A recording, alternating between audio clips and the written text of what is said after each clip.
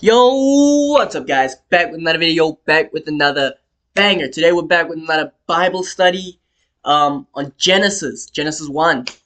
If you haven't seen the previous videos, go check them out. I made a whole playlist on my channel. It's called Bible Verse Insights. Go check it out. And we're doing a study on Genesis 1. The whole chapter, we're taking it verse for verse. Last episode, it was verse 9. Now we're moving on to verse 10. Before we continue with the video, I just want to say, leave a like. Remember to leave a like, comment, subscribe, all those good things. Go check out my Instagram, go check out my TikTok, go check out my second channel. And yeah, that's basically it. Let's dive right into the video. Okay, so this is what I learned when I pondered on the verse. Hold on, let me read the verse. Okay, Genesis 1 verse 10 says, "And God called the dry land earth, and the gathering together of the waters called he the seas.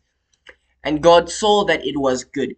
So this is just after God said, "Let the waters under the heaven be gathered together into one place, and let the dry land appear." This is where he actually names it. He gives the two separate pieces, he names them. The earth and the waters, the seas, he names them. Okay. And God saw that it was good. It's important to realize God said that it was good. So keep in mind, sin was not in the world yet at this time. So life was not in the picture yet. It was just dry land and water. That's it. Okay. So this is what I learned when I pondered on the verse on my own. Here we see that God said that the foundation is good. Remember in verse 9 he said that the water that is gathered together and the earth that's been separated. In the last video I described how that actually paints a picture of the foundation of life and how Jesus is the foundation of life. And here God says that it is good. He acknowledges the fact that it is good to have a foundation. Even the earth, it's good for the earth to even have a foundation. So basically he's just saying what happened in the previous episode is a good thing. He acknowledges it as good.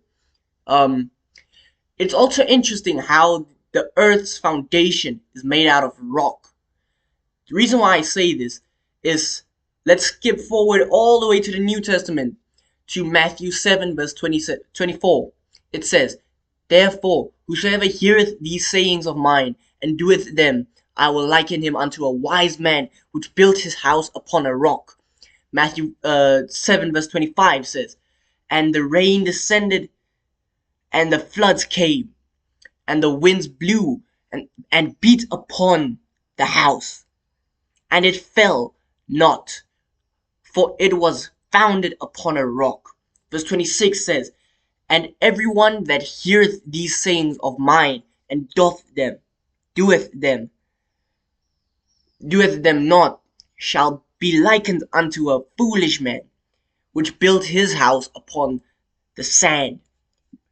Verse 27 says, "And the rain descended, and the floods came, and the winds blew and beat upon the house, and it fell, and a great fall it was."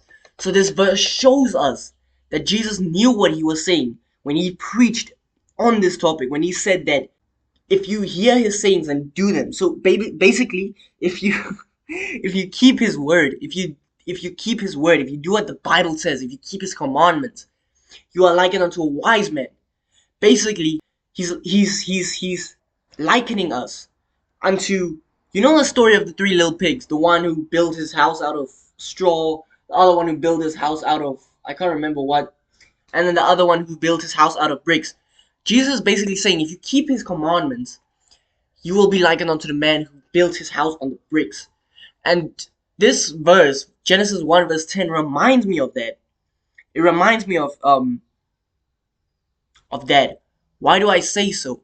It's because we see even the earth, I explained this in the previous video, even the earth needs a foundation.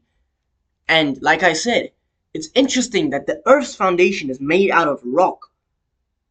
It's made out of not necessarily bricks, but it's made out of rocks. It's made out of different kinds of rocks.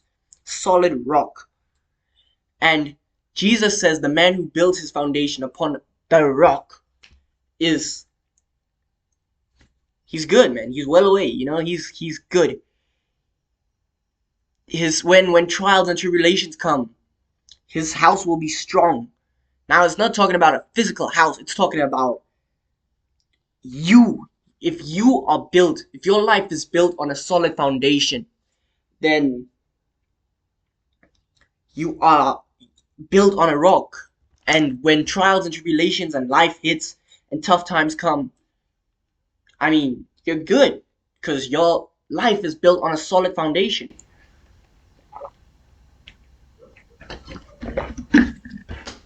So, yeah, guys, that's basically just verse 10. It's basically verse 9, but it reminded me of this Matthew 7, verse 24 to 27. And it's so interesting how the literal first book of the Bible is mentioned, or it's referred back to, even in the New Testament. So this shows us that, and keep in mind, this was thousands of years apart. I mean, Moses wrote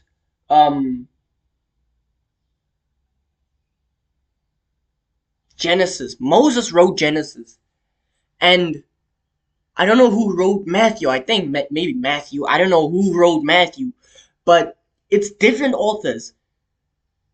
And Jesus speaks about actually the same thing. It's two authors that foreshadows one man.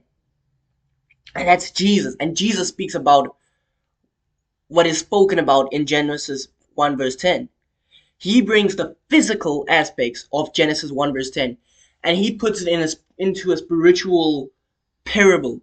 He takes the physical and uses it as examples to explain the supernatural, the spiritual, what happens in the spiritual. So it's interesting. It's interesting. Yeah, and that's the video, guys. That's it. Hope you guys enjoyed the video. Leave a like, comment, subscribe, all those good things that I said in the beginning of the video. And go check out my other videos. Yeah, God bless you guys. Shalom.